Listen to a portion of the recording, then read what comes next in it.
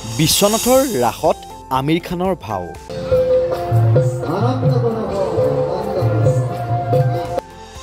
নন্দৰ ভাৱত অৱতীৰ্ণ হ'ল আমিৰ খান। শান্তি সম্প্ৰীতিৰ লগতে সমন্বয়ৰ স্থলীলৈ ৰূপান্তৰিত হ'ল বিশ্বনাথৰ উত্তৰ চাৰিআলি সাৰ্বজনীন ৰাস মহোৎসৱ। বিশ্বনাথৰ সাংবাদিক আমিৰ খান আৰু জোনমণি বেগম অৱতীৰ্ণ হ'ল নন্দ যশোদাৰ ভাৱত। ইছলাম ধৰ্মাৱলম্বী দম্পতীৰ দুৰ্দান্ত ভাৱে মন মোহিলে উত্তৰ চাৰিআলি ৰাস মহোৎসৱত উপস্থিত থকা হাজাৰ হাজাৰ দৰ্শকৰ। হয়, জাত পাতৰ ৰাজনীতিৰে সমাজত বিভেদ আনিবলৈ একাংশই অহৰহ চেষ্টা কৰি থকাৰ সময়তে বিশ্বনাথৰ ৰাস মহোৎসৱত দেখা গ'ল ভাতৃত্ববোধৰ সুন্দৰ নিদৰ্শন। বিশ্বনাথ ৰাস মহোৎসৱত এহাল ইছলাম ধৰ্মাৱলম্বী দম্পতীয়ে অৱতীৰ্ণ হ'ল নন্দ যশোদাৰ ভাৱত। নন্দৰ চৰিত্ৰত সাংবাদিক আমিৰ খান আৰু তেখেতৰ সহধৰ্মিনী জোনমণি বেগমৰ দুৰ্দান্ত অভিনয়ে মন মুগ্ধ কৰি তোলে হাজাৰ হাজাৰ ভক্তপ্ৰাণ ৰাইজক। যি সময়ত জাতি ধৰ্ম বৰ্ণক লৈ ৰাজ্যত একাংশ লোকে সমাজত সাম্প্ৰদায়িক বিষবাষ্প বিয়পাবলৈ চেষ্টা কৰিছে, তেনে সময়তে বিশ্বনাথৰ ইছলাম ধৰ্মাৱলম্বী এই দম্পতীয়ে বৃহত্তৰ অসমীয়া জাতিৰ সম্প্ৰীতিৰ এনাজৰীডাল মজবুত কৰিবলৈ গ্ৰহণ কৰা এই পদক্ষেপে বিশেষ তাৎপৰ্য বহন কৰিছে।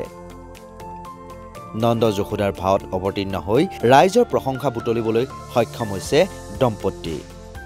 হয়, নমস্কাৰ। মই পোনপ্ৰথমে বিশ্বনাথ চাৰিআলি যি ৰেলগেট স্থিত সাৰ্বজনীন ৰাস মহোৎসৱ কমিটিৰ সভাপতি নিৰঞ্জন হাজৰিকা, কাৰ্যকৰী সভাপতি বসন্ত বৰাকে ধৰি সমূহ বিষয়ববীয়া আৰু সদস্যক ধন্যবাদ আৰু কৃতজ্ঞতা জ্ঞাপন কৰিছোঁ। আৰু ক'ব লাগিব যে গুৰুজনাই যি আদৰ্শ দি গৈছিল যে সকলো জাতি বৰ্ণ ধৰ্ম নিৰ্বিশেষে সকলো ভাষা ভাষী লোক একত্ৰিত কৰি যি বৰ অসমৰ সপোন ৰচিছিল, মই ভাবোঁ যে এই বিশ্বনাথ চাৰিআলি সাৰ্বজনীন ৰাস মহোৎসৱৰ এয়া এক উদাহৰণ। কাৰণ যে এই বছৰ ধৰি মোৰ 4 বছৰ সম্পূৰ্ণ হ'ব। আমাৰ কেৱল মই বুলিয়ে নহয়, মোৰ পত্নী জোনমণি বেগমেও ধাৰাবাহিকভাৱে আমি 4 বছৰ ধৰি এই যি ভাও, মই নন্দ আৰু মোৰ পত্নীয়ে যশোদাৰ ভাৱত অৱতীৰ্ণ হৈ আহিছোঁ আৰু আজিও অৱতীৰ্ণ হৈছোঁ। গতিকে ক'ব লাগিব যে আচলতে এক সমন্বয়ৰ যি মিলনভূমি, সমন্বয়ৰ বাৰ্তা সমগ্ৰ অসমতে এই ৰাসৰ দ্বাৰা মই দিব বিচাৰিছোঁ। আৰু যাতে মই আশা কৰিম ভৱিষ্যতৰ দিনত সকলো জাতি বৰ্ণ নিৰ্বিশেষে এইদৰে যাতে সকলো ধৰ্মাৱলম্বী লোক এইদৰেই মিলি যি সমন্বয়ৰ এনাজৰী আমাৰ মজবুত কৰিব পাৰে, মই তাৰ বাবে আশা কৰিছোঁ। এই দম্পতীহালৰ নন্দ উৎসৱ নাটত বিদুৰভাই বোলছবিৰ অভিনেতা উজ্জ্বল ৰাজখোৱা আৰু বলিন বৰায়ো দৰ্শকক হাঁহিৰ খোৰাক যোগায়।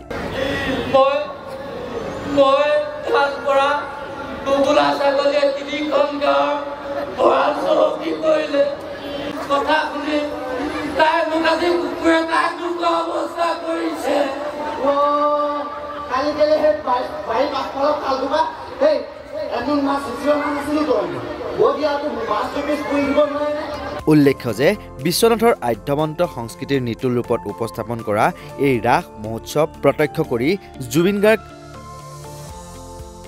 অভিভূত হৈ পৰাৰ লগতে বিশ্বনাথক লৈ তেওঁ কিবা পৰিকল্পনা কৰাৰ কথা উল্লেখ কৰে যদিও সেই পৰিকল্পনা পৰৱৰ্তী সময়তহে জনাব বুলি উল্লেখ কৰে।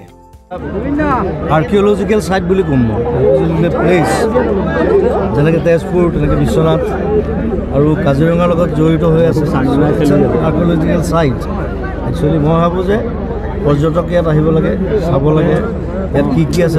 পুৰণা বস্তু বহুত আছে ইয়াত, যিবিলাক এতিয়ালৈকে আমি ফ'কাছ কৰা নাই, এক্সপ্ল'ৰ কৰা নাই। তোমাৰ মোৰ ফালৰ পৰা যদি যাতে বিশ্বনাথ ঘাটক আকৌ পুনৰুজ্জীৱিত কৰিবলৈ বাহিৰৰ মানুহে আহি যাতে চাই ইয়াত কি আছে। বহুত বস্তু ইয়াত চাবলগীয়া।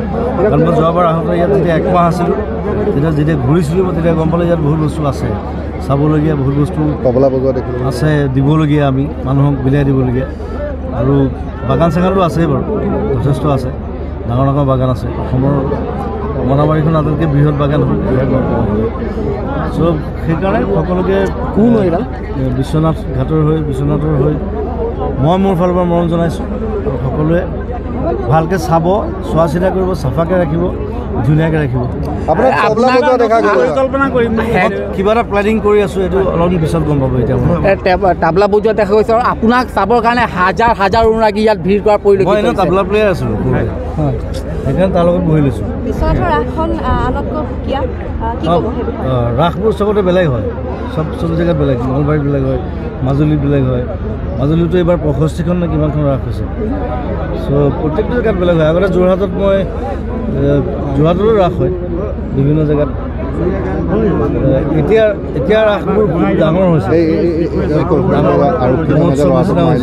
তেতিয়া সৰু সৰু আছিলে আমি এতিয়া সৰু আছিলোঁ এতিয়া মই বজাবলৈ মাতো মই বজাবলৈ যাওঁ কীবৰ্ড বজাবলৈ যাওঁ হেল্প কৰি দিওঁ আৰু মিউজিকত চ' এতিয়া এইবাৰ এই দেখিছোঁ থিয়েটাৰ নিচিনা হৈছে থিয়েটাৰত যেনেকৈ চব মানুহ একেলগে কাম কৰে গোটেই চবে চাবলৈ আহে সেইটো এটা ভাল এটা এইটো প্ৰগ্ৰেছ বুলি ক'ম মই প্ৰগ্ৰেছ হৈছে যিটো আমাৰ এটা সংস্কৃতিৰ অংগ তাক আমি যে অকণমান হ'লেও আগুৱাই নিব পাৰিছোঁ সেইটো কাৰণে সকলোকে ধন্যবাদ আচলতে